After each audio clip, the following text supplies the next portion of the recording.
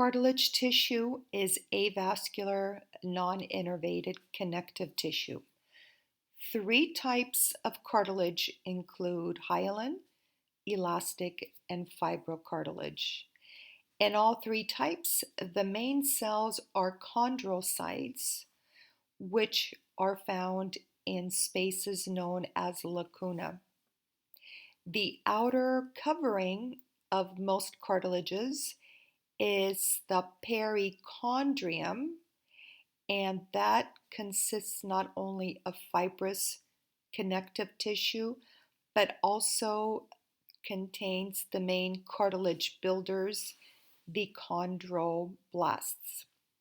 Hyaline cartilage has very thin collagen fibrils, so the matrix is clear.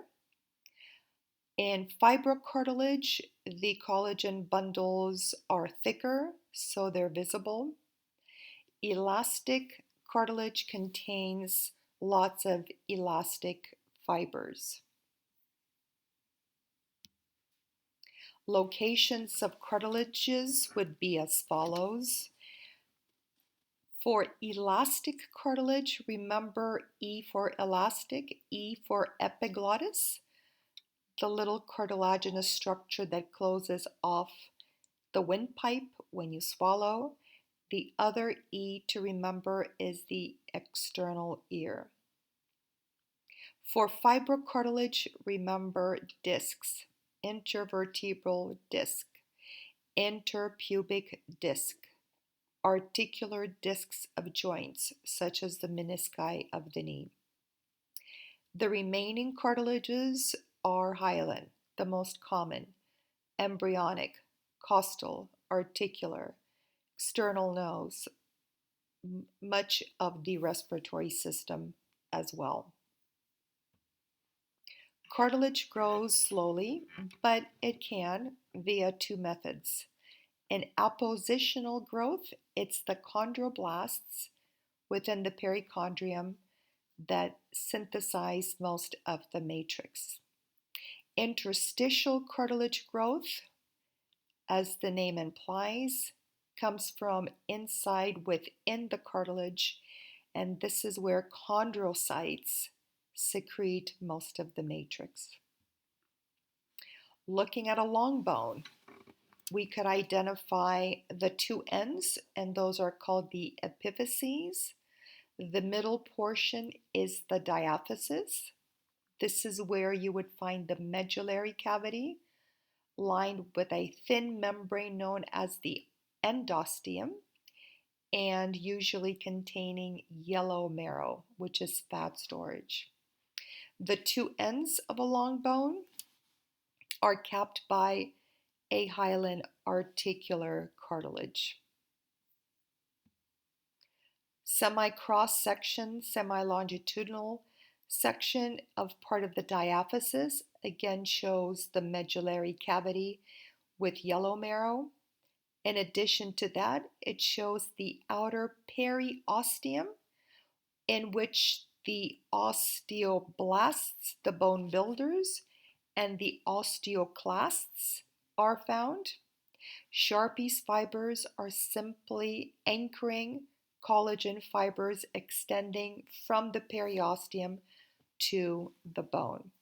Nutrient foramina bring in nutrients through the form of blood vessels and nerves.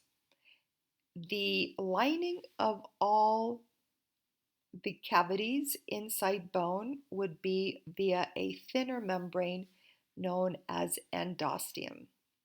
Please note that both the periosteum and the endosteum contain the bone builders, osteoblasts, and the bone breakers, those would be your osteoclasts. Diagrammatic of a single bone cell, the osteocyte. It has the cell body, which contains the nucleus. Cell body is sitting within a space known as lacuna, just like the lacunae found in cartilage tissue. The osteocytes, however, have extensions known as filopodia, and these arms or filopodia extend into miniature canals known as the canaliculi.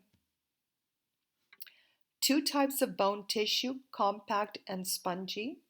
Spongy bone tissue has lots of marrow spaces between trabecula or areas of bone tissue, whereas compact bone has as its main structural unit a structure known as an osteon or Haversian system.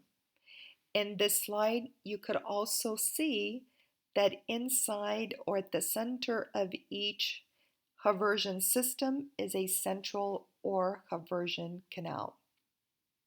Volkmann's canals connect one central canal to the other.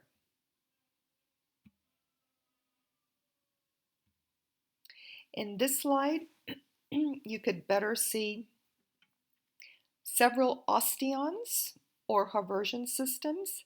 At the center of each would be that central or Haversian canal, which contains blood vessels and nerves. Higher magnification of a portion of an osteon again shows the central canal or part thereof. The osteocytes sitting within their spaces, the lacuna, and the rings of cartilage, and these are known as lamella. Spongy bone consists of trabecula. Trabeculum is a beam, and between these beams would be the endosteum-lined marrow spaces.